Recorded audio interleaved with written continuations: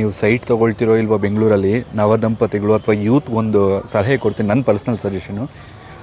ಇನ್ನೊಂದು 2-3 ವರ್ಷದಲ್ಲಿ ಒಂದು ಸೈಟ್ ತೊಗೊಳೋದಕ್ಕೆ ಪ್ಲ್ಯಾನ್ ಮಾಡೋದಕ್ಕಿಂತ ಒಂದು 2 ಎಕರೆ ಜಮೀನನ್ನು ತೊಗೊಳ್ಳಿ. ನೀವು ಇಲ್ಲಿ ಒಂದು ಸೈಟ್ ತೊಗೊಳ್ಳೋ ಜಾಗದಲ್ಲಿ ಊರ ಕಡೆ 2 ಎಕರೆ ಜಮೀನು ಸಿಗುತ್ತೆ. ಈ ಥರ ಒಂದು ಪುಟ್ಟದಾದ ಮನೆ, ಈ ರೀತಿ ಒಂದು ಹೊಲದಲ್ಲಿ ವ್ಯವಸಾಯ. ಸೊ ನೀವು ಸ್ಯಾಟರ್ಡೆ ಸಂಡೇ ಹೋಗ್ಬಿಟ್ಟು ಎಷ್ಟಾಗುತ್ತೋ ಅಷ್ಟು ಬೇಸಾಯವನ್ನು ಮಾಡ್ಬೋದು. ಇದರಲ್ಲಿ ಇದೆಯಲ್ಲ ಖುಷಿ.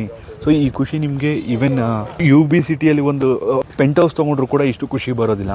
ಈ ಸುಮ್ಮನೆ ಹೇಳಿ ಕೋಟಿ ವಿದ್ಯೆಗಿಂತ ಮೇಟಿ ವಿದ್ಯೆ ಮೇಲು ಅಂತ, ತುಂಬ ಅಂದರೆ ತುಂಬ ಚೆನ್ನಾಗಿರುತ್ತೆ. ಸೊ ಯೂತ್ ಮೇಯ್ನಾಗಿ ಇದನ್ನು ಒಂದು ನೆಕ್ಸ್ಟು ಅಪ್ಕಮಿಂಗ್ ಪ್ಲ್ಯಾನ್ಸಲ್ಲಿ ಇದನ್ನು ಇಟ್ಕೊಳ್ಳಿ. ಕೇವಲ ಒಂದು ಕಾರ್ ತೊಗೊಳ್ಳೋದು, ಒಂದು ಮನೆ ತೊಗೊಳ್ಳೋದು ಅಥವಾ ಒಂದು ಅಪಾರ್ಟ್ಮೆಂಟ್ ತೊಗೊಳ್ಳೋದು ಅಂತಲ್ಲ. ಅದಾದಮೇಲೆ ನೆಕ್ಸ್ಟ್ ಏನಾದರೂ ಇತ್ತು ಅಂದರೆ 1 ಎಕರೆ ಅಥವಾ 2 ಎಕರೆ ಕನಿಷ್ಠ ಒಂದು ವ್ಯವಸಾಯದ ಭೂಮಿ ಇರಲಿ. ಸ್ಯಾಟರ್ಡೆ ಸಂಡೇ ಹೋಗ್ಬಿಟ್ಟು ನಿಮ್ಗೇನು ಬೇಕೋ ಅಲ್ಲಿ ನೀವೇನು ಭತ್ತ ಬೆಳೆದು ಅದನ್ನು ಮಾರಿ ಅಥವಾ ಹೂವನ್ನ ಬೆಳೆದು ಅದನ್ನು ಮಾರಿ ಅಂತಲ್ಲ, ನಿಮ್ಮ ಮನೆಗೆ ಏನು ಬೇಕೋ ಸಾವಯವವಾಗಿ ಅಲ್ಲಿ ಬೆಳ್ಕೊಳ್ಳಿ.